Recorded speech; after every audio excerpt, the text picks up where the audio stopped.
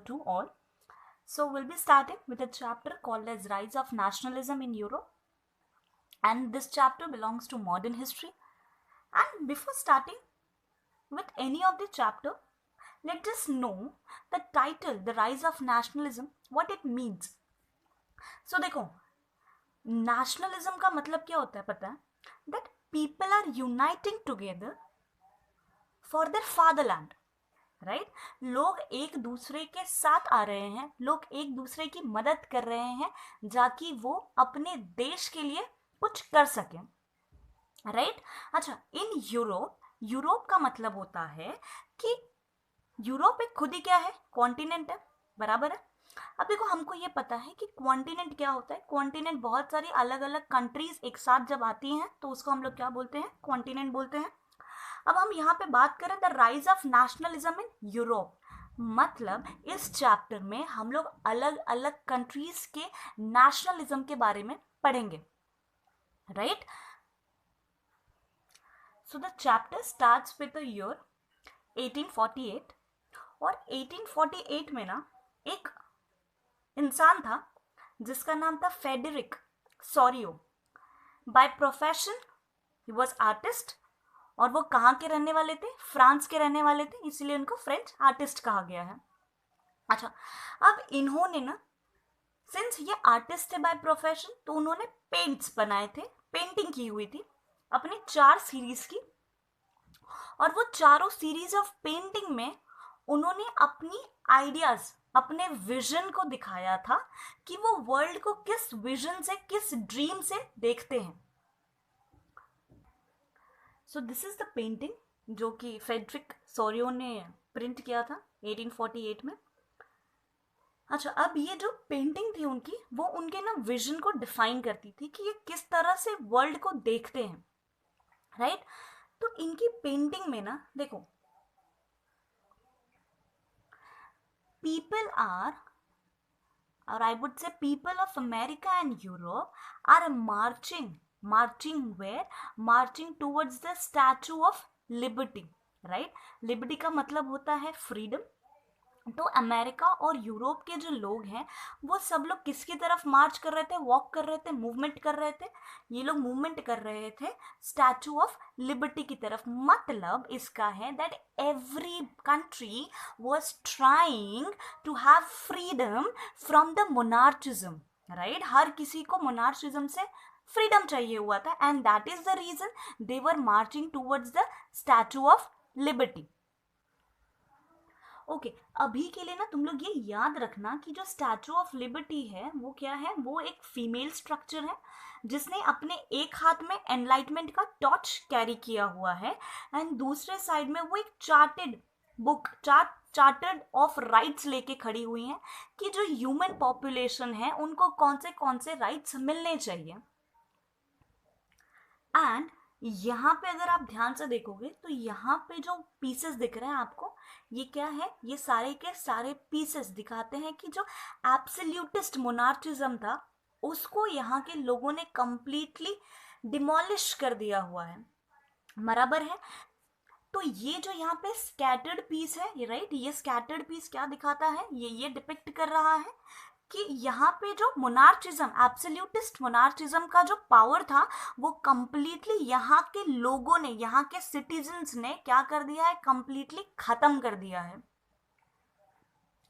अब ये जो विजन था ना इनका, जो इमेज उन्होंने रिप्रेजेंट किया था अबाउट द वर्ल्ड, वो इतना ज्यादा यूटोपियन था ना बच्चा लोग. यूटोपियन का मतलब होता है कि एक ऐसा विजन जो कि एक्चुअली ना एग्जिस्ट होना थोड़ा सा मुश्किल है. राइट और इसीलिए इनके विजन को है ना यूटोपियन विजन करके टर्म दे दिया है. अब इनके विजन में ना और क्या चीजें थी, इनका ऐसा मानना था कि जो लोग हैं वो लोग सब ग्रुप्ड हो चुके हैं, right, in the form of nation. हर कोई एक पर्टिकुलर नेशन के नाम में ग्रुप्ड हो गया है. हर किसी की आइडेंटिटी क्या है, आइडेंटिटी है उनका नेशनल फ्लैग और national customs. At the same time हर कोई सिर्फ एक चीज ध्यान में रखता है, that is what, that is the liberty, कि हर किसी को फ्रीडम मिलनी चाहिए. हर नेशन का फोरमोस्ट ऑब्जेक्टिव क्या होना चाहिए, that is liberty, that is the freedom to the persons. देखो अब हम सबको ना ये पता है कि यूटोपियन का जो फेडरिक का जो ये विजन था, राइट, दैट वाज इन 1848। अब हम सबको पता है कि जो अमेरिका है, यूनाइटेड स्टेट ऑफ अमेरिका, उन्होंने इंडिपेंडेंस 1783 में ही अचीव कर लिया था, राइट।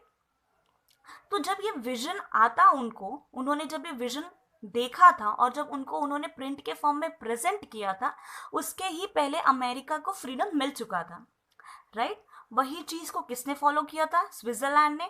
और अगर तुम लोग को याद होगा तो 1789 फ्रेंच का जो रेवोल्यूशन हुआ था, उस टाइम पे भी लोगों ने फर्स्ट स्टेप ले लिया था, राइट, टुवर्ड्स द फ्रीडम।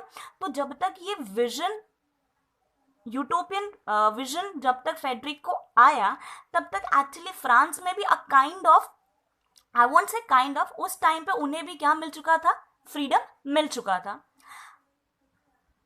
अब देखो, जब सॉरियो ने ये विजन को देखा था, तब फ्रांस, अमेरिका, स्विट्जरलैंड अपने अपने ट्राई कलर फ्लैग को लेकर के स्टैचू ऑफ लिबर्टी पहुंच गए थे। मतलब ये कंट्रीज ने फ्रीडम को अचीव कर लिया था। अच्छा, अब इंटरेस्टिंगली उनके विजन में ना जर्मनी भी था, राइट। अब जर्मनी भी अपना black, red and golden flag लेके स्टैचू ऑफ लिबर्टी के पास पहुंच रहा है।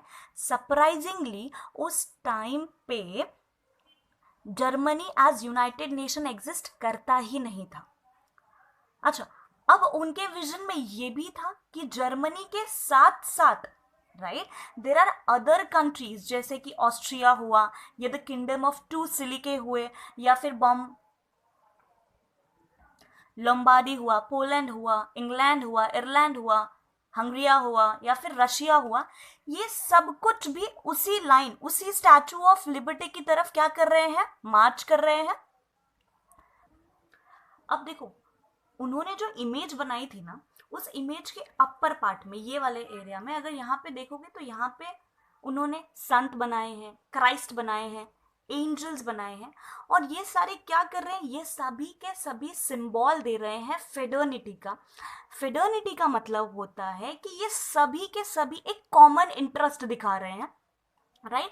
अब देखो यहाँ पे है ना, यहाँ पे गॉड्स का यूज ये किया है, ये दिखाना चाहता है कि जितने भी अलग अलग कम्युनिटीज हैं, राइट, उनके सभी के गॉड्स का भी ऐसा मानना है कि यस, जो फ्रीडम होता है, जो लिबर्टी होता है, वो ह्यूमन का फर्स्ट मोस्ट बेसिक राइट होता है, राइट। और जो कॉमन पीपल है वो अपने मोटो से डिस्ट्रैक्ट नहीं हो, ऐसा उन्हें कहीं से फील नहीं हो कि अरे शायद हम गलत काम कर रहे हैं। नहीं, even your gods are with you. आप लोग जो अपने फ्रीडम के लिए फाइट कर रहे हो, that is completely right. So what conclusion people got from the Sorio's dream was that a swift change in the political form, जो किंग लोगों का रूल चल रहा था, जिस पॉलिटिक्स में वो रन कर रहे थे, उसमें चेंजेस चाहिए। अच्छा, उससे important emergencies of nation state. किसका एमरजेंस होना चाहिए? नेशन स्टेट का होना चाहिए, नेशन स्टेट का, instead of multi national dynasty emperors. जो छोटे छोटे राजाओं के राज्य होते थे, किंगडम्स होते थे, वो सब हमको अभी नहीं चाहिए। हमें क्या चाहिए? नेशन स्टेट चाहिए। तो this was the conclusion what people depicted from the serious dreams. अच्छा, अब ये देखो, ये याद रखना कि जो सोरियो ने जो ड्रीम किया था, उसके जो की पॉइंट्स थे, जो चीजें आपको याद रखनी है की पॉइंट्स में, was first most important was the liberty. उन्होंने किस पे फोकस किया था? लिबर्टी पे फोकस किया था। Secondly, freedom from the absolute institute. अच्छा, अब इंस्टीट्यूट का मतलब क्या होता है? Ideas, right. उन्हें एब्सोल्यूट मोनार्चिज्म से फ्रीडम चाहिए था। एब्सोल्यूटिस्ट आइडियाज जो होते हैं, जैसे मोनोनॉमी कंट्रोल, जैसे कि राजा है तो राजा ही रूल करेगा, उन्हें ये वाले आइडिया से फ्रीडम चाहिए था। और सेकेंड मोस्ट इंपॉर्टेंट वाज कि उनको एक नेशन चाहिए था इंस्टेड ऑफ किंगडम्स।